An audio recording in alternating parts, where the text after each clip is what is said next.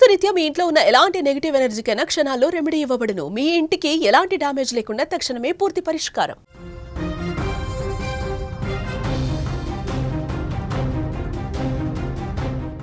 కుటుంబ కలహాలు, ఆర్థిక ఇబ్బందులు, మానసిక ఒత్తిళ్లు ఇవి ప్రతి మనిషి జీవితంలో ఉండేవే.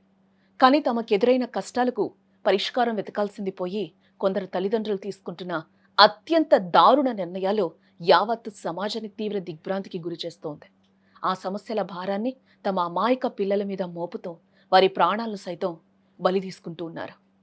ఈ విషాద పరంపరకు తాజా ఉదాహరణే నిన్న డాక్టర్ బిఆర్ అంబేద్కర్ కోనసీమ జిల్లా మల్కీపురం మండలం లక్కవరం గ్రామంలో చోటు చేసుకున్న సంఘటన.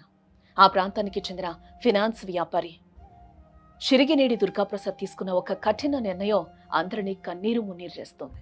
ఆయన తన ఇద్దరు పిల్లలైన కుమారుడు మోహిత్, కుమార్తె జాహ్నవిలను ఆధార్ కార్డు అప్డేట్ అంటూ వెంట తీసుకొనెళ్లి గోదావరి నదిలోకి పడేసి ఆపై అతను కూడా గోదావరిలోకి దూకి ఆత్మహత్యకు పాల్పడటం అత్యంత విషాదకరం. ఇక్కడ కారణం ఏదైనా పిల్లలను చంపి తాను ఆత్మహత్య చేసుకోవడం వారి కుటుంబానికి తీరని లోటే.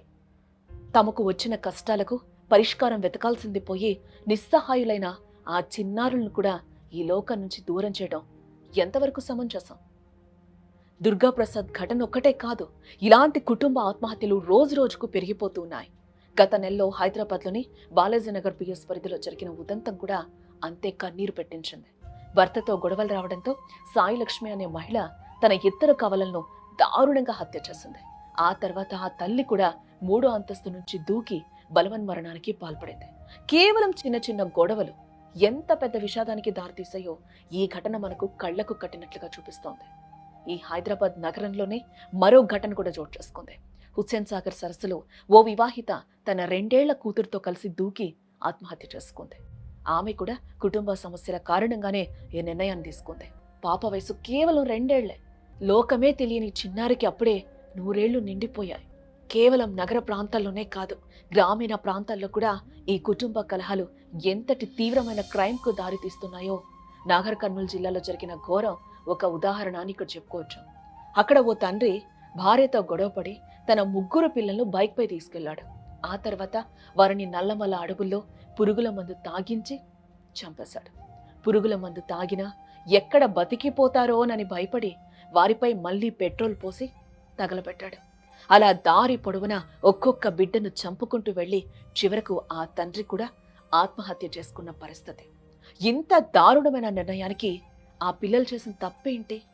అలాగే కడపలో కూడా కుటుంబ కలహాలతో విసిగిపోయిన భార్యాభర్తలు కేవలం 18 నెలల చిన్నారితో కలిసి గూడ్స్ రైలు కింద పడి బలవన్మరణానికి పాల్పడ్డాడు.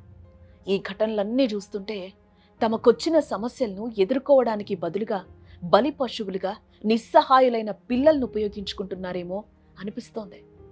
ప్రతి సమస్యకు ఒక పరిష్కారం ఖచ్చితంగా ఉంటుంది. ఈ రోజున్న కష్టం రేపు ఖచ్చితంగా ఉండకపోవచ్చు. ఆర్థికంగా నష్టపోయినా, ఇంట్లో గొడవలు వచ్చినా వాటి గురించి నిపుణులతో మాట్లాడాలి, కౌన్సిలింగ్లు తీసుకోవాలి. జీవితం ఒక్కసారి వస్తుంది కదా. కడుపున పుట్టిన పిల్లలను చంపేసి ఆత్మహత్యలు చేసుకోవడం సమస్యకు పరిష్కారం కాదు. దయచేసి ఎవరైనా ఇలాంటి ఆలోచనలో ఉంటే వెంటనే ఆలోచన నాపి సహాయం కోసం ప్రయత్నించండి.